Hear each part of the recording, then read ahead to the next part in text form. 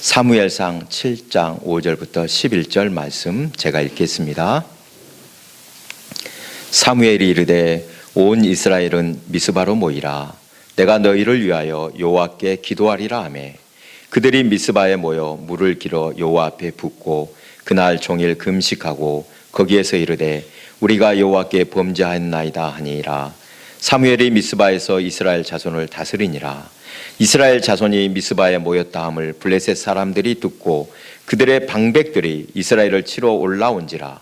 이스라엘 자손들이 듣고 블레셋 사람들을 두려워하여 이스라엘 자손이 사무엘에게 이르되 당신은 우리를 위하여 우리 하나님 여호와께 쉬지 말고 부르짖어 우리를 블레셋 사람들의 손에서 구원하시게 하소서 하니 사무엘이 젖먹는 어린 양 하나를 가져다가 온전한 번제를 여호와께 드리고 이스라엘 위하여 여호와께 부르짖음에 여호와께서 응답하셨더라. 사무엘이 번제를 드릴 때 블레셋 사람이 이스라엘과 싸우려고 가까이 오매 그날에 여호와께서 블레셋 사람에게 큰 우레를 발하여 그들을 어지럽게 하시니 그들이 이스라엘 앞에 패한지라. 이스라엘 사람들이 미스바에서 나가서 블레셋 사람들을 추격하여 뱃갈 아래에 이르기까지 쳤더라. 아멘. 함께 인사 나눕니다. 보고 싶었습니다. 주일이 기다려졌습니다. 어제부터 오늘 새벽까지 단비가 내렸습니다. 어제 저희 고향에 있는 나주에 있는 친구랑 통화를 했는데 양파 농사를 합니다. 거기는 비가 많이 오냐 했더니 거기는 조금밖에 안 왔다 합니다. 그래서 비도 지금 비는 농사에 정말 유익한 생명의 단비죠. 맞습니까? 이 메마른 우리 사회, 우리 영혼에도 생명의 단비, 성령의 단비가 내리면 참 좋겠습니다. 요즘 나라 안팎으로 많은 어려움을 겪고 있습니다. 자영업자들 한숨, 걱정, 한계에 이르렀다고 합니다. 물가가 너무도 많이 올랐고 또 달러 환율이 높아져서 돈의 가치가 떨어졌습니다. 지금 환율이 얼마나 높은가? 1,400원대가 넘어갔죠. IMF 때와 비슷하다고 합니다. 또 밖으로는 중동 전쟁 매우 심각하다고 합니다. 자칫 잘못하면 이 전쟁의 불똥이 다른 곳으로 옮겨 붙지는 않을까 걱정하고 있습니다. 또 뉴스를 보니까 이상 기후 위기가 심각합니다. 두바이에 엄청난 폭우 내렸던 거 보셨죠? 러시아에서는 홍수가 나서 많은 사람들이 인명을 잃고 또 지진이 또 끊이지 않고 일부 지역에서는 계속되는 지진으로 지금 공포에 휩싸여 있다고 합니다. 참으로 이 마지막 때가 아닌가 우리가 정신을 바짝 차려야 할 때인 것 같습니다. 교회 또한 이 어려움을 겪고 있는데 특히 농어촌 교회 더욱 절박한 현실입니다. 우리의 미래는 앞으로 어떻게 될까? 갈수록 위기감이 느껴집니다. 그런데 여러분, 우리가 작정하고 또 각성할 때, 결단할 때 보십시오. 환경이 좋을 때, 편안할 때는 특별한 변화를 바라거나 결단할 일이 없습니다. 그냥 이대로면 좋겠다 이런 마음일 것입니다. 그러다가 어려움을 겪게 되면 또 고통을 당하게 되면 우리 자신들을 먼저 돌아보게 됩니다. 그러한 고난의 원인이 무엇일까? 우리가 돌이키고 반성할 것은 없는가 돌아보게 됩니다. 지금 우리나라는 이 고통의 시기를 지나고 있는 것 같습니다. 이럴 때 우리는 어디에서부터 돌파구를 찾아야 할까? 오늘 말씀을 통해 그 해법을 찾아보고자 합니다. 오늘 본문 사사 사무엘이 다스리던 시대 이스라엘이 블레셋의 위협을 어떻게 이겨낼 수 있었는지 잘 보여주는 말씀입니다. 지금 우리 시대도 모양은 다르지만 당시와 다를 바 없는 위기를 맞고 있습니다. 여러분, 심각한 상황인데 우리는 모르고 있으면 안 됩니다. 먼저 이스라엘을 위협하고 있는 블레셋이 어떤 존재인가 먼저 알아둘 필요가 있습니다.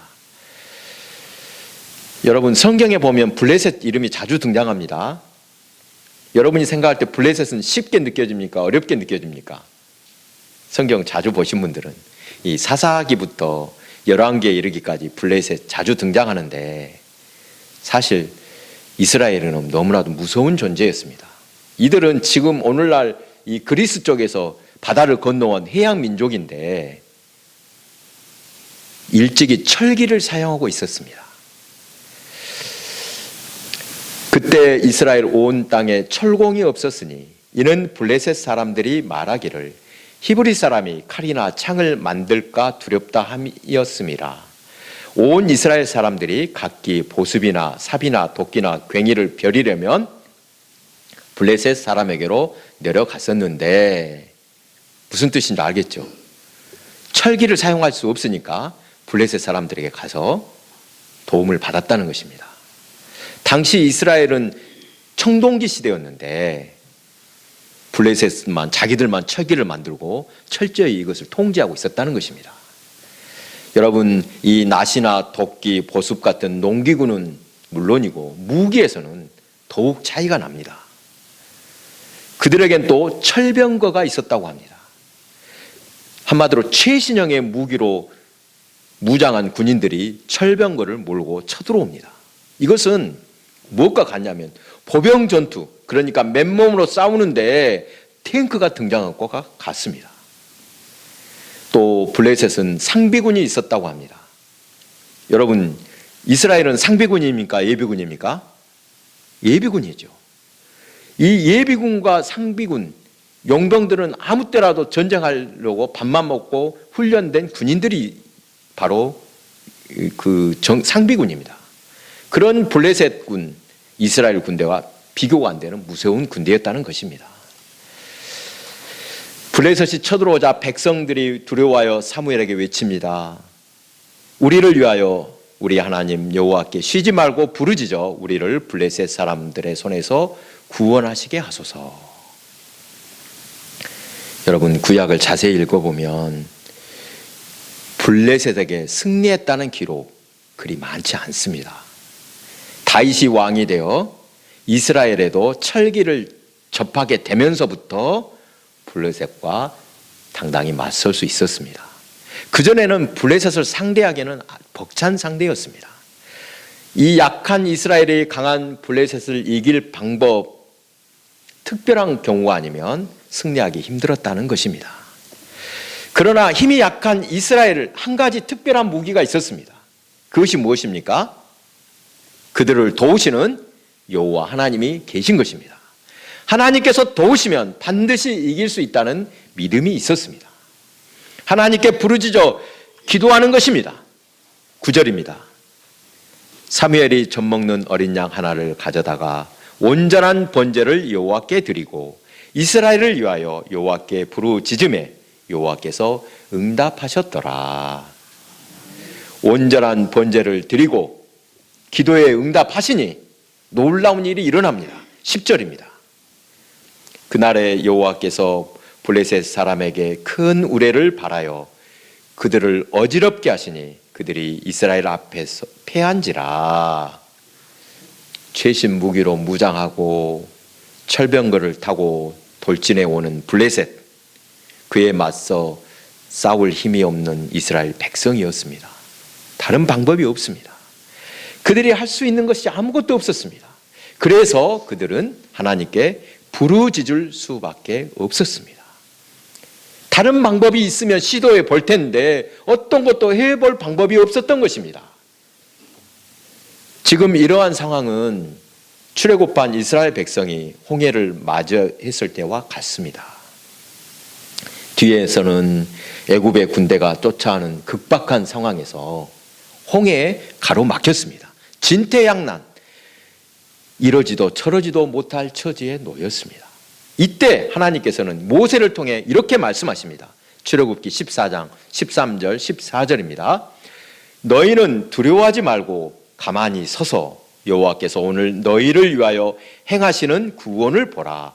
너희가 오늘 본 애굽 사람을 영원히 다시 보지 아니하리라. 여호와께서 너희를 위하여 싸우시리니 너희는 가만히 있을지니라. 할렐루야. 가만히 있으라. 어떤 방법도 없을 때 어떠면 그때가 기회일 것입니다. 바로 그때 오직 하나님만 바라볼 것이기 때문입니다. 여러분, 하나님께서는 우리에게 확실한 믿음을 주시기 위해 하나님이 어떤 분이신지 나타내시기 위해 종종 그런 길로 몰아넣기도 합니다. 그래야만 하나님을 온전히 찾을 것이기 때문입니다. 오늘 본문에서 이스라엘 백성은 무시무시한 이 블레셋 군대가 올라온다는 소식을 들을 때 두려워했습니다. 그래서 사무엘에게 간청합니다. 하나님께 부르짖어 기도해달라고 했습니다. 백성들에게 다른 방법이 없으니까 이젠 하나님밖에 바라볼 수 없는 것입니다. 하나님께서는 그들의 부르짖음을 듣고 응답하실 때 그들은 상상도 못할, 생각지도 못한 방법으로 하나님이 역사하십니다. 이스라엘 백성들은 나가서 싸우지도 않았습니다.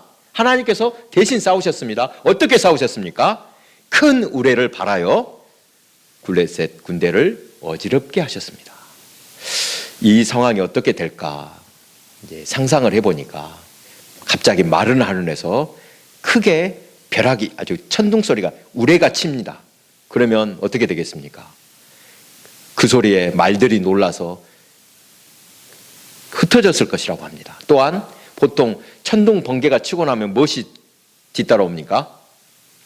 비가 쏟아지는데 비가 오면 이 병거의 바퀴가 뻘밭에 진흙 속에 박히게 된다고 합니다. 제 아무리 최강의 철병거를 몰고 왔더라도 하나님은 그런 것들을 쓸모없게 만드셨다는 것입니다. 그런데 여러분, 이 성경에 나오는 위대한 승리의 역사, 그냥 우연히 어쩌다가 얻어진 것이 아닙니다. 하나님께서 분명한 증거로 보여주시는 것들이었습니다. 어쩌다가 그렇게 된 것이 하나도 없습니다. 사람들은 중간 과정은 생략하고 결과만 보면서 쉽게 판단합니다. 당연히 하나님이 도와주시겠지. 하나님의 역사 그렇게 역사하지 않습니다. 믿음이 있는 사람이나 없는 사람이나 급할 때는 누구라도 하나님을 찾습니다. 하나님 나 좀 살려주시오 다 합니다. 그렇다면 그 하나님이 그 소리를 듣고 하나님이 역사하시는데 그렇다면 평소에 믿음 필요 없습니까? 급할 때는 아무라도 다 하나님을 찾은데 하나님 찾으면 하나님을 구원하신다. 그러니 평소에 믿음 아무것도 필요 없다. 그렇지 않습니다. 하나님께서 구원하실 때는 우연히 어쩌다가 구원하시지 않고 반드시 그럴 만한 증거를 보여주시면서 구원하십니다. 그런데 여러분, 오해하지 말 것이 있습니다. 언약궤만 의지한다고 승리하는 것이 아닙니다. 앞에 사무엘 4장을 보면 이런 내용이 나옵니다. 블레셋에게 하도 시달리다가 그들을 맞서 나갔던 이스라엘 군대가 패하면서 4,000명이 죽습니다. 그러자 두 번째 전투에는 이거 안 되겠다. 실로에 있는 언약궤를 가져와라. 이스라엘 군대 맨 앞에 서서로 해라. 그리고 우리가 언약궤를 앞세우고 싸우자. 이 언약궤 언제 등장합니까? 여호수아 때 하나님의 궤를 앞세우고 나아가 요단강을 건넜습니다. 그리고 여리고성을 무너뜨릴 때도 어떻게 했습니까? 법궤를 앞세우고 언약궤를 앞세우고 무너뜨렸던 것, 이것을 기억했습니다. 그러나 결과가 어떻게 됩니까? 여호와의 궤를 앞세우고 싸웠는데도 이스라엘 군대는 처음보다 더 비참하게 패했습니다. 이번에는 3만 명이 죽임을 당합니다. 게다가 또 어떻게 됩니까? 수치스럽게 블레셋에게 언약궤 빼앗기고 엘리의 두 아들이 또 죽고 맙니다. 이때 이스라엘은 큰 충격에 빠졌습니다. 어떻게 하나님의 임재를 상징하는 언약궤를 메고 나갔는데도 패한단 말인가? 그런 언약궤를 어떻게 또 빼앗길 수 있는가? 여러분, 이유가 무엇입니까? 왜 언약궤를 앞세웠는데도 패했습니까? 하나님을 예배와 섬김의 대상이 아니라 자기들의 이익을 위한 수단으로 이용했기 때문입니다. 하나님을 그런 수단으로 사용하면 절대 안 됩니다. 하나님을 전심으로 사랑하지 않고 뒤로는 우상숭배를 더 열심히 하고 죄를 회개하지 않으면서 급하니까 살기 위한 수단으로 거룩한 하나님의 언약궤를 마치 부적처럼 미신적으로 이용하라는 것입니다. 하나님은 철저히 회개하고 돌이켜 하나님만 바라볼 때 그렇게 만든 후에 구원해 주십니다. 아멘. 본문 바로 앞에 2절입니다. 개가 기란 여야림에 들어간 날부터 20년 동안 오래 있은지라 이스라엘 온 족속이 여호와를 사모하니라. 블레셋에게 빼앗겼던 법궤가 다시 기란 여야림으로 돌아온 사건이 있었습니다. 그 후에 20년 동안 있었는데 이스라엘 백성들이 사모했다고 했습니다. 여기서 사모했다는 말은 몹시 슬퍼했다, 큰 소리로 울부짖었다, 이런 뜻이 있습니다. 이스라엘 백성들은 하나님 앞에 자신들의 비참한 모습을 회개하고 울부짖으며 간절히 매달렸다는 말입니다. 언약궤가 기란 여람에 있는 동안에도 블레셋은 끊임없이 이스라엘을 괴롭게 했습니다. 언약궤만 있으면 블레셋 물리칠 수 있을 것이라 믿었는데 이스라엘 백성은 이제 주님의 궤를 가지고도 블레셋을 이길 수 없다는 사실에 너무 두렵고 견딜 수가 없었습니다. 그래서 하나님 앞에 살려달라고 부르짖기 시작했던 것입니다. 앞서 말한 것처럼 우리의 힘으로 도저히 어쩔 수 없는 위기 상황이 오히려 우리를 간절한 기도의 자리로 내몰 때가 많습니다. 그래서 위기가 곧 기회라고 하는 것입니다. 이스라엘 백성들은 계속되는 블레셋의 위협에 시달림으로 마음이 가난해졌습니다. 겸손해졌습니다. 이러한 고난의 위기에서 하나님의 사람 사무엘이 세워졌던 것입니다. 3절입니다.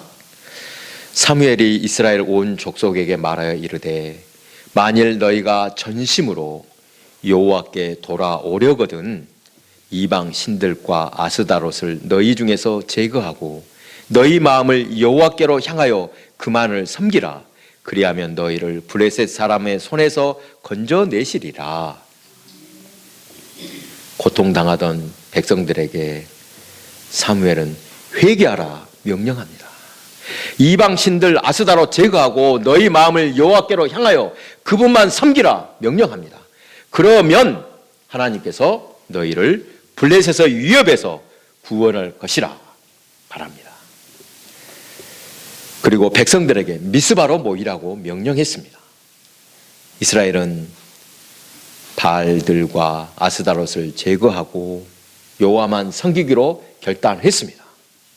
지금껏 섬겼던 우상을 버리고 하나님을 사랑하겠습니다. 결단했습니다. 과거의 잘못된 신앙을 다 청산하고 오직 하나님만을 섬기기로 결단한 것입니다. 우상을 제거하라. 우상을 가까이 하거나 사랑하거나 섬겨서는 안 됩니다. 우리는 우상을 버리고 오직 하나님만 사랑하고 섬겨야 합니다. 하나님 아닌 다른 것들, 하나님보다 더 사랑하는 것이 있어서는 안 됩니다. 정말로 뜨거운 마음으로 진실무로 하나님 사랑하시기 바랍니다. 하나님을 온전히 섬겨야 됩니다.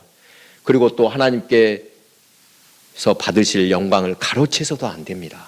오직 하나님께만 영광을 돌려드려야 하는 것입니다. 그렇게 회개하고 온전한 번제를 드릴 때 놀라운 구원의 역사를 경험하게 되었습니다. 그런데 여러분, 여기서 본문에 나오는 온전한 번제, 어떻게 드리는 제사가 온전한 번제일까? 여러분, 보통 번제 드리는 시간이 얼마나 걸릴 것 같습니까? 번제를 드린다, 서너 시간, 최소한 한나절이 걸린다고 합니다. 우리는 예배 시간 1시간만 넘어도 그냥 좀 있으시고 힘들 텐데 한나절씩이나 예배 자리에 있어야 합니다. 짐승을 잡아서 또 내장을 제거하고 털을 벗기고 각을 뜨고 제단에서 완전히 태워지기까지 상당한 시간이 필요합니다.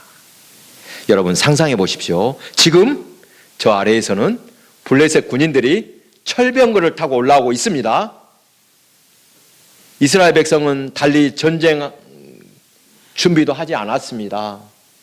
전쟁할 처지가 안 되면 어떻게 해야 됩니까? 블레셋을 피하여 빨리 도망이라도 쳐야 할 텐데 그들은 온전한 번제를 드리고 있습니다. 번제는 간단한 제사가 아니라고 했습니다. 번제물이 다 탈 때까지 지켜보고 있어야 합니다. 이것은 쉬운 일이 아닙니다. 믿음이 없다면 그렇게 할 수 없는 일입니다. 여러분, 저는 아무리 생각해 봐도 세상에 정말 맞는 말이다라고 생각되는 게 공짜는 없다. 이 말이 틀린 말이 아닙니다. 이거 진짜 어쩌면 딱 맞는 말인가 모르겠다 생각을 합니다. 공짜 싫어하는 사람 있습니까? 누구나 다 좋아합니다. 사람들은 힘 안 들이고 돈 버는 것 부러워합니다. 그 사람이 제일 능력자 아닙니까? 그러나 자세히 보면 세상에 공짜 있습니까? 없습니까? 없습니다. 어느 날 어떤 개발업자가 동네에 와서 사람들에게 공짜로 뭔가를 줍니다. 관광도 시켜주겠습니다. 또 용돈도 주겠습니다. 그런데 여러분, 그런 것이 진짜로 공짜겠습니까? 공짜입니까? 아닙니까? 따지고 보면 공짜가 아닙니다. 신앙생활도 공짜가 없습니다. 아멘? 물론 하나님께서는 모든 것을 값없이 은혜로 베풀어 주십니다. 아멘? 그러나 하나님 은혜마저도 공짜가 아닙니다. 무슨 뜻입니까? 아무리 좋은 것들을 은혜를 주셔도 그것이 은혜인 줄 모르는 사람에게는 소용이 없다는 것입니다. 전심으로 은혜를 구한 후 받을 때만 그 가치를 아는 것입니다. 여러분, 돈이라도 같은 돈인가 보십시오. 열심히 일해서 수고하고 땀 흘려서 손에 쥔 돈과 쉽게 번 돈, 그냥 길 가다가 우연히 주운 돈의 가치가 같습니까? 정성과 마음이 담길 때만 그것은 가치가 있다는 것입니다. 하는 척만 하고서 복을 받겠다는 것은 하나님을 업신여기는 태도입니다. 하나님을 그렇게 대하면 안 됩니다. 전심으로 섬겨할 뿐이지 적당히 이용해서는 될 뿐이 절대 아닙니다. 여러분 분명히 알아야 됩니다. 이스라엘 백성들이 언약궤만 앞세우면 이길 줄 알고 전쟁에 나갔다가 블레셋에게 처참하게 패했던 역사를 보고 교훈을 얻어야 합니다. 미스바로 모여서 철저하게 회개하고 온전한 번제를 드릴 때 하나님께서는 기적을 보여주셨습니다. 사랑하는 교회 여러분, 요즘 우리 사회는 경제적으로, 정치적으로 어려움을 겪고 있습니다. 교회도 전도가 안 되고 갈수록 약해질 때 위기를 극복할 방법, 오늘 말씀 중에 이런 위기를 극복할 방법 찾을 수 있습니다. 뭔가 안 풀릴 때는 처음부터 시작하는 게 좋은 방법입니다. 우리 힘으로 도저히 방법이 없을 때 오히려 그때를 기회라고 말하는 이유가 있습니다. 바로 그때는 하나님만 의지하게 될 것이기 때문입니다. 이래도 저래도 방법이 없으니까 블레셋 군대가 코앞까지 쳐들어오더라도 목숨을 내놓는 심정으로 어차피 도망가도 못하고 다 내려놓고 온전한 번제를 드릴 수 있었습니다. 그런데 바로 그때가 기회입니다. 어쩌면 하나님께서는 우리를 그런 자리로 내모시는지도 모릅니다. 그래야만 온전히 하나님을 바라볼 것이기 때문입니다. 그래서 우리에게 그렇게 하나님은 구원할 기회를 주시는 것입니다. 하나님을 진정으로 의지하고 오직 하나님께만 소망을 들은 그런 신실한 사람으로 거듭나기를 바라시는 하나님, 내 힘으로는 어쩔 방법이 없는 어려움을 만날 때 그때가 바로 하나님만을 붙잡을 기회임을 믿으시기 바랍니다. 우리는 상상도 못할 하나님의 크신 구원이 예정되어 있습니다. 이것을 믿고 끝까지 소망 가지시기 바랍니다.